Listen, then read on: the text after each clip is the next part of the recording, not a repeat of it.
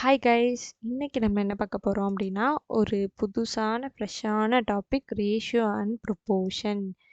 இது புதுசான டாபிக் மட்டும் இல்லை, இது ரொம்ப இம்பார்ட்டண்ட்டான டாப்பிக்கும் கூட. ஆல்ரெடி நான் நிறைய டைம் சொல்லியிருக்கேன். இப்போ நீங்கள் ஒரு பிகினராக இருக்கீங்க, இப்போ தான் வந்து நான் காம்படிட்டிவ் எக்ஸாமுக்குள்ளேயே வரப்போகிறேன், இனிமேல் தான் என்ன சிலபஸ் இருக்குன்னு செக் பண்ண போகிறேன், எல்லாத்தையும் படிக்க போகிறேன், இப்போ தான் ஸ்டார்ட் பண்ண போகிறேன் அப்படிங்கிறவங்க ஆப்டிடியூட் ஸ்டார்ட் பண்ணும்போது ஒரு 3 பேசிக் டாபிக் வந்து இருக்குது. இதை முடிக்காமல் மற்ற டாப்பிக்கு போனோம் அப்படின்னா அந்த டாபிக்ஸ் எல்லாமே ரொம்ப கஷ்டமாக ஃபீல் பண்ணுவோம். அந்த 3 டாபிக் வந்து percentage, average, ratio and proportion. இந்த 3 டாப்பிக்குமே மற்ற எல்லா டாப்பிக்குமே வந்து ஒரு பேஸ் டாபிக்னே சொல்லலாம். அதாவது இந்த ஃபவுண்டேஷன்னு சொல்லுவாங்கள்ல, அந்த மாதிரி வச்ச எல்லா டாப்பிக்குக்குமே இது வந்து ஒரு பேசிக்கான டாப்பிக்கு, ரொம்ப இம்பார்ட்டண்ட்டான topic. Time and work, profit and loss, simple interest, compound interest, இந்த மாதிரி எல்லா டாபிக்ஸ்லையுமே இந்த ratio and proportion, percentage, average வந்து யூஸ் ஆகும். ஸோ இன்றைக்கி வந்து நம்ம ரேஷியோ அண்ட் ப்ரொப்போர்ஷனில் தான் ஸ்டார்ட் பண்ணியிருக்கோம். ஆல்ரெடி பர்சன்டேஜ்க்கான நிறைய வீடியோஸ் வந்து போட்டிருக்கோம். அது யாராச்சும் பார்க்கல அப்படின்னா பார்த்துட்டு அதுக்கப்புறம் ரேஷியோ அண்ட் ப்ரொப்போர்ஷனுக்குள்ளே ஸ்டார்ட் பண்ணுங்கள். இப்போ இதுதான் வந்து கிளாஸ் 1. இந்த கிளாஸ் 1ல் நம்ம என்ன பார்க்க போகிறோம் அப்படின்னா ரேஷியோனா என்ன, ப்ரொப்போர்ஷன்னா என்ன, அதுக்கப்புறம் டைப்ஸ் ஆஃப் ரேஷியோ பார்க்க போகிறோம். அவ்வளோதான். அதுக்கான பேசிக் சம்ஸ் எல்லாமே வந்து நெக்ஸ்ட் வீடியோலேருந்து நம்ம பார்ப்போம். ஓகேவா? இப்போது ரேஷியோனா என்ன அப்படின்னா comparison between 2 numbers of the same unit. ஏதோ 2 எடுத்து நான் கம்பேர் பண்ணுறதுக்கு பேர் தான் ரேஷியோ. ரேஷியோவை எப்படி சொல்லுவோம் அப்படின்னா ஈஸ்டோன்னு சொல்லுவோம். A is to B, C is to D, இந்த மாதிரி ஈஸ்டுன்னு சொல்லுவோம். இதுக்கு பேர் தான் ரேஷியோ. இந்த A is to Bயை நான் எப்படி எழுதலாம் அப்படின்னா A divided by Bன்னு எழுதலாம். ஓகேவா? இப்போது ரேஷியோனா என்ன அப்படின்னு சொல்லி சிம்பிளாக பார்த்தோம் அப்படின்னா இதுக்கு வந்து நம்ம வீட்டில் காஃபி போடுற கதை எடுத்துக்கலாம். அப்போ தான் இதுக்கு வந்து ரொம்ப ஈஸியாக இருக்கும். இப்போ அம்மா வந்து காஃபி வச்சிட்ருக்காங்கன்னு வச்சுப்போம். முதல்ல வந்து ஒரு வீட்டில் 4 பேர் இருக்காங்க. அம்மா, அப்பா, ஃபஸ்ட்டு பையன், அண்ணன், தங்கச்சின்னு இந்த மாதிரி 4 பேர் இருக்காங்கன்னு வச்சுப்போம். இப்போ அம்மா வந்து காஃபி வச்சுட்டு இருக்கும்போது அப்பா வந்து எனக்கும் காஃபி வேணும் அப்படின்னு கேட்டாங்கன்னா முதல்ல வந்து எப்படி இருக்கும் அப்படின்னா பாலும் ஒரு பங்கு இருக்கும், தண்ணியும் ஒரு பங்கு இருக்கும். அதாவது ஒரு கிளாஸ் பால் இருந்துச்சு அப்படின்னா ஒரு கிளாஸ் தண்ணி இருக்கும். இது வந்து அம்மாவுக்கு மட்டும் வைக்கிறதுக்காக அம்மா வச்சுட்டு இருந்திருப்பாங்க. இதுதான் 1:1. இது வந்து மில்க்கு, இது வந்து வாட்டர். இது வந்து ஃபர்ஸ்ட் ஸ்டெப்பில் இருந்திருக்கும். இப்போ அடுத்து அப்பா போய் எனக்கும் ஒரு கிளாஸ் அதாவது காஃபி வேணும் அந்த மாதிரி கேட்டாங்க அப்படின்னா பால் அதே ஒரு பங்கு தான் இருக்கும். அம்மா என்ன பண்ணுவாங்க, இன்னொரு கிளாஸ் வாட்டரை பிடிச்சி ஊற்றிடுவாங்க. காஃபி தானே வச்சு தரேன் அப்படின்னு. அப்போ வாட்டர் என்ன ஆகிடும், 2 பங்காயிடும். இப்போ ஒரு கிளாஸ் மில்க்குக்கு 2 கிளாஸ் வாட்டர் இருக்குது. இப்போ அடுத்து இருக்கிற அந்த பையனும் போயிட்டு எனக்கு ஒரு கிளாஸ் காஃபி வேணும் அப்படின்னா திரும்ப பால் அப்படியே தான் இருக்கும். இன்னொரு அரை கிளாஸ் தண்ணியை பிடிச்சி ஒரு கிளாஸ் தண்ணியை பிடிச்சி ஊற்றிட்டு வச்சு தரேன் அப்படின்வாங்க. அப்போ வாட்டர் என்னவாயிடும், 3 கிளாஸ் ஆகிடும். மில்க் வந்து அப்படியே தான் இருக்கும். இப்போ கடைசியில் அந்த தங்கச்சி பாப்பாவும் போய் கேட்டா அப்படின்னா இந்த மில்க் ஒரு கிளாஸ் இருக்குது பார்த்தீங்களா, இது இப்படியே தான் இருக்கும். தண்ணி மட்டும் இன்க்ரீஸ் ஆகிட்டே போகும். இதுக்கு பேர் தான் ரேஷியோ. மில்க் இவ்வளோ இருக்குது, இந்த மில்க்குக்கு ஏற்ற மாதிரி வாட்டர் எவ்வளோ இருக்குது. இந்த மில்க் வந்து ஒரு பங்கு இருக்குது அப்படின்னா இந்த வாட்டர் வந்து 2 பங்கு இருக்குது, 3 பங்கு இருக்குது, 4 பங்கு இருக்குது இப்படின்னு நம்ம சொல்கிறோம்ல, இதுக்கு பேர் தான் வந்து ரேஷியோ. ஓகேவா? இப்போ டைப்ஸ் ஆஃப் ரேஷியோன்னு இருக்குது, அது என்னென்னு பார்ப்போம். ஃபர்ஸ்ட் டைப் என்ன அப்படின்னா டூப்ளிகேட் ரேஷியோ. அதாவது ஒரு ரேஷியோ இருக்குது, இப்போ 1:2ன்னு இருக்குது அப்படின்னா இதோட ஸ்கொயர் நம்பர்ஸ் இருக்கும் பார்த்தீங்களா, 1:4. இதுக்கு பேர் தான் வந்து டூப்ளிகேட் ரேஷியோ. A:Bக்கு டூப்ளிகேட் ரேஷியோ என்ன அப்படின்னா A²:B². ட்ரிப்ளிகேட் ரேஷியோ என்ன அப்படின்னா கியூப். ஏதோ ஒரு ரேஷியோக்கு நான் கியூப் எடுத்தேன் அப்படின்னா அது எனக்கு ட்ரிப்ளிகேட் ரேஷியோ. A:2Bக்கு A3:B3ங்கிறது ட்ரிப்ளிகேட் ரேஷியோ. 9:2க்கு ட்ரிப்ளிகேட் ரேஷியோன்னா 7:9:8. அடுத்து சப்டூப்ளிகேட் ரேஷியோனா என்ன அப்படின்னா ஒரு ரேஷியோ இருக்குது, அதுக்கு நான் ஸ்கொயர் ரூட் எடுத்தேன் அப்படின்னா சப்டூப்ளிகேட். இப்போ 9:16க்கு நான் ஸ்கொயர் ரூட் எடுத்தேன்னா எனக்கு 3:4 கிடைக்கும். அதுக்கு பேர் வந்து சப்டூப்ளிகேட் ரேஷியோ. அடுத்து ட்ரிப்ளிகேட் ரேஷியோனா என்ன அப்படின்னா ஏதோ ஒரு நம்பருக்கு நான் கியூப் ரூட் எடுத்தேன் அப்படின்னா அதுக்கு பேர் எனக்கு ட்ரிப்ளிகேட் ரேஷியோ. 27:125க்கு நான் கியூப் ரூட் எடுத்தேன்னா எனக்கு 3:5 கிடைக்கும். அப்போ இது வந்து இதோடைய சப்ட்ரிப்ளிகேட் ரேஷியோ.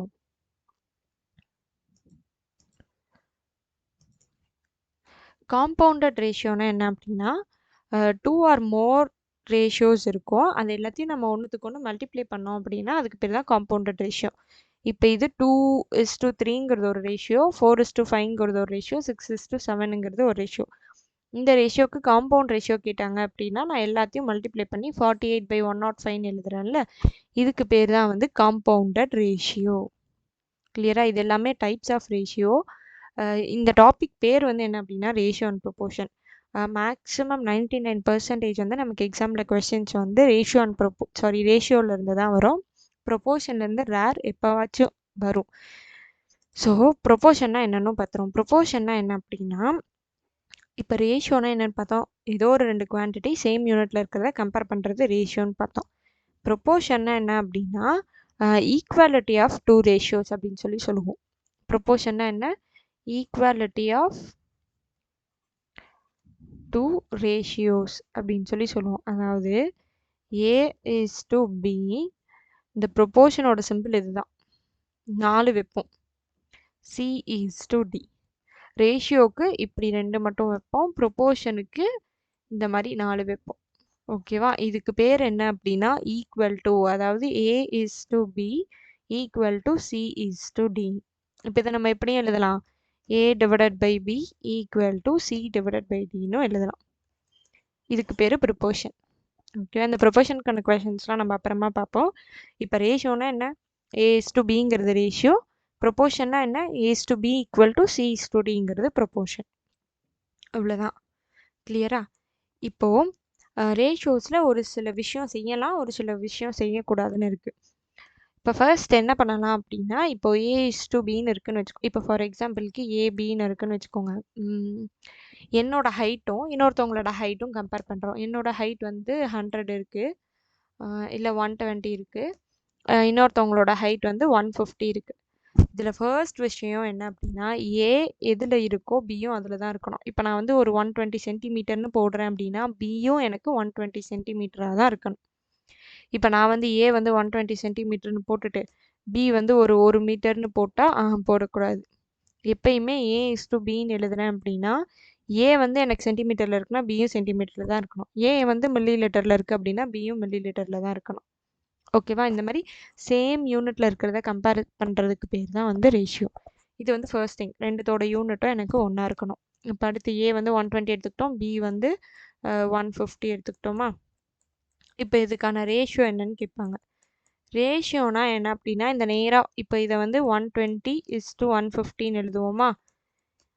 இப்போ 0க்கு 0, ஒரு செகண்ட்,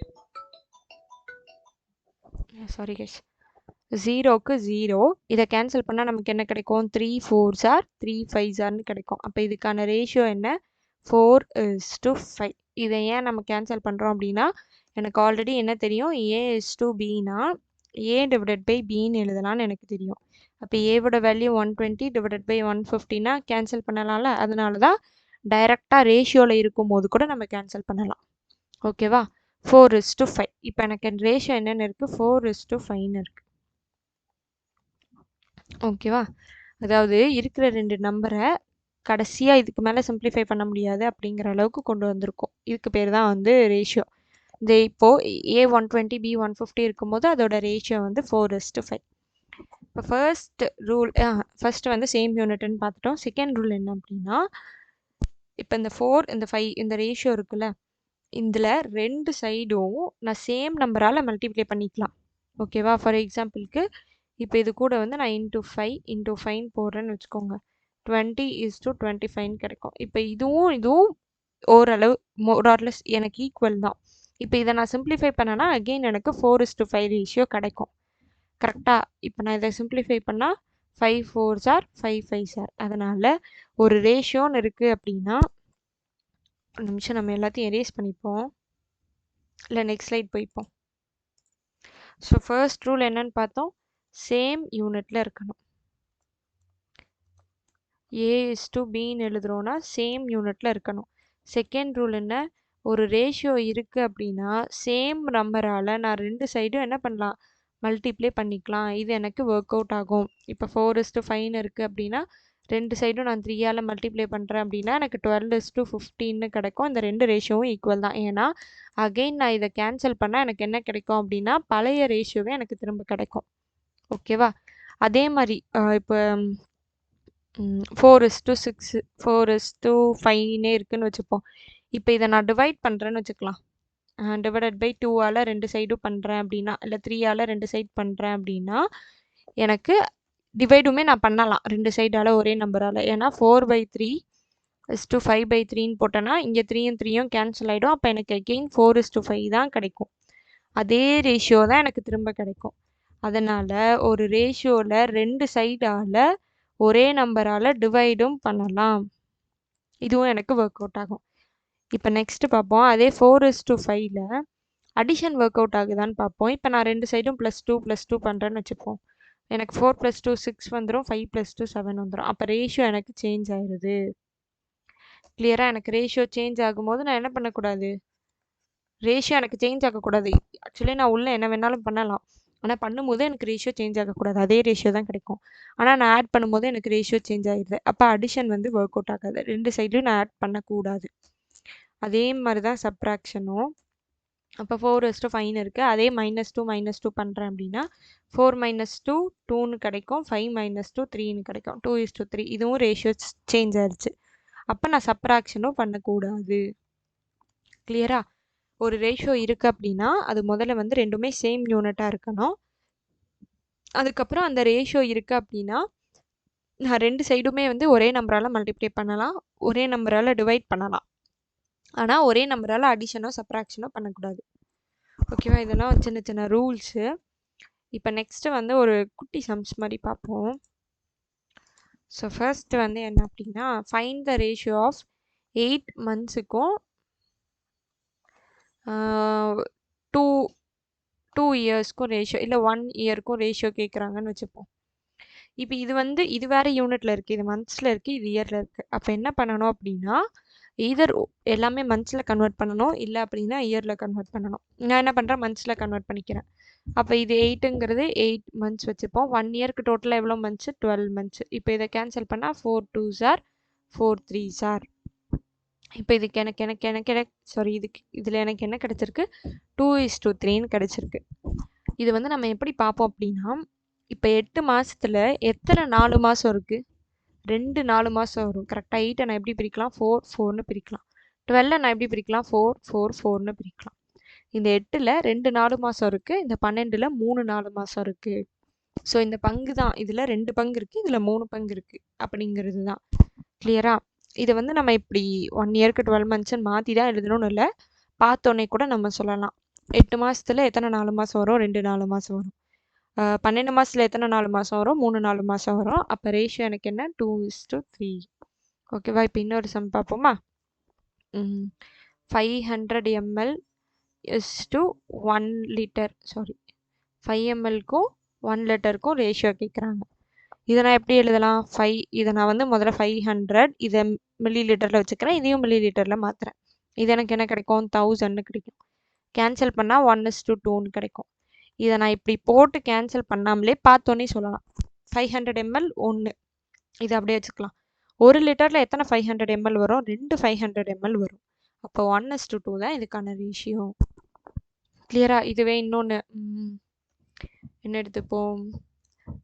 7 டேஸுக்கும் 4 வீக்ஸுக்கும் எடுத்துப்போம். ஓகேவா? இதையும் இப்போ பார்த்த உடனே சொல்லலாம். ஒன்று எல்லாத்தையும் டேஸ்க்கு கன்வெர்ட் பண்ணலாம், இல்லை அப்படின்னா வீக்ஸ்க்கும் கன்வெர்ட் பண்ணிக்கலாம். கரெக்டாக 7 டேஸுங்கிறது எவ்வளோ? ஒரு வாரம். அப்போ ஒரு வாரம், அந்த சைடு 4 வாரம். அப்போ 1:4 தான் ரேஷியோ. கிளியரா? இந்த மாதிரி அதாவது அவங்க வேறு வேறு யூனிட்டில் கொடுத்து நம்மகிட்ட ரேஷியோ கேட்டாலும் சரி, இல்லை அப்படின்னா ஓப்பனாக நமக்கு ரேஷியோ கொடுத்தாலும் சரி, இந்த இஸ்டுக்கு பேர் தான் ரேஷியோ. இதை நம்ம இப்படி தான் கன்வெர்ட் பண்ணி போடணும். கிளியரா? அடுத்த வீடியோவில் வந்து ரேஷியோ, இதில் வந்து நம்ம ரேஷியோனா என்ன, ஒரே யூனிட்டில் இருக்கணும். சப்போஸ் ஒரே யூனிட்டில் இல்லை அப்படின்னா அதை எப்படிலாம் கன்வெர்ட் பண்ணணும் அப்படிங்கிறதுலாம் பார்த்தோம். அடுத்த யூனிட்டில் வந்து இந்த 2 பார்ட்டு 3 பார்ட்டு இந்த மாதிரி பார்ட்ஸ்லாம் எப்படி பார்க்குறது அப்படின்னு சொல்லி பார்ப்போம். ஓகேவா? தேங்க்யூ. இந்த வீடியோவில் உங்களுக்கு ஏதாச்சும் டவுட் இருந்துச்சு அப்படின்னா கமெண்ட் செக்ஷனில் லீவ் பண்ணுங்கள், நான் ஆன்சர் பண்ணுறேன்.